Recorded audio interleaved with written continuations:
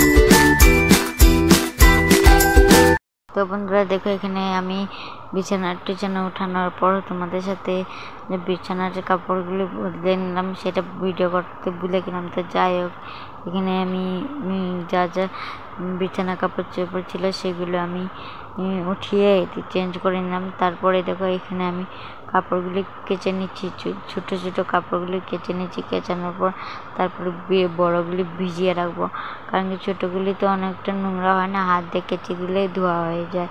তো তার জন্য আমি এখানে ছোটো কাপড়গুলি, আমার মনার কাপড়গুলি কেচে নিলাম। কাচানোর পর তারপরে দেখো, বড় বড় কাপড় যেগুলি ছিল, যেমন কি মশারি, আরও বিছানা কাপড়, আর আমার হাজবেন্ডের প্যান্ট যা যা ছিল সেগুলি ভিজিয়ে রেখে দিলাম। আর এদিকে দেখো, আমি ছোটো কাপড়গুলি কেচে নিলাম।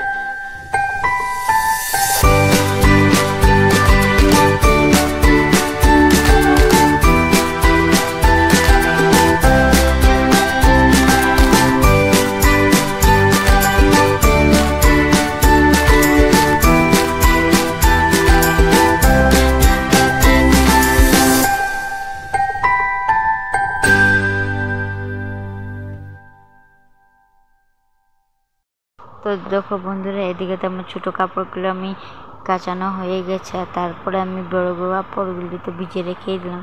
তো টিজানোর পর এদিকে দেখো, আমি ঘরটা ঝাড় দিয়ে এদিকে ঘরটা মুছে নিচ্ছি, কারণ কি অনেকটা নোংরা হয়ে গেছিলো। তো তাই এদিকে দেখো ঘরটা মুছা হয়ে গেছে। আর ওদিকে দেখো, আমার ভাই ঘুমিয়ে আছে।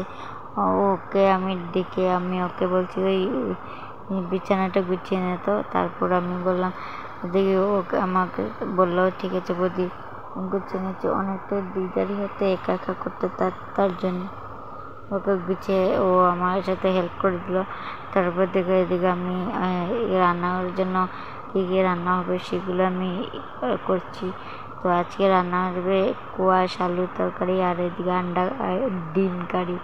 তো বন্ধুরা দেখো এখানে আমি কেটে নিলাম, কাটাকাটি ছেড়ে নিলাম। কাটাকাটি করার পর তারপর দেখে রান্না বসিয়ে দিলাম। তো বন্ধুরা দেখো এখানে আমার কাটাকাটি সব কমপ্লিট হয়ে গেছে। কাটাকাটি করার পর এদিকে আমি রান্নাটা বসিয়ে দিলাম। রান্না করার আগে আমি আমার মনের দুধটা বানিয়ে নিলাম। তো বানানোর পর তারপরে এদিকে দেখো আমি আমার শাশুড়ি মার সাথে কথা বলছি আর এদিকে আমি ভাতটা বানিয়ে নিচ্ছি। অনেকটা লেট হয়ে যাবে তো তাই আমি ভাতটা বানিয়ে নিলাম।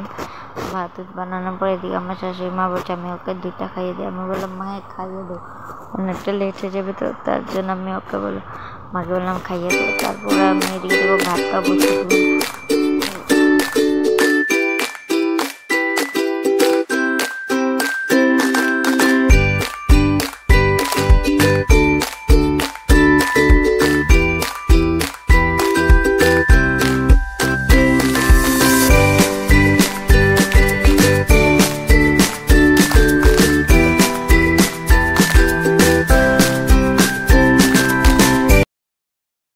তো বন্ধু আজকে ভিডিওটাতে যদি ভালো লাগে থাকে তো লাইক কমেন্ট শেয়ার এবং সাবস্ক্রাইব করতে থাকুন। তো টাটা বাই।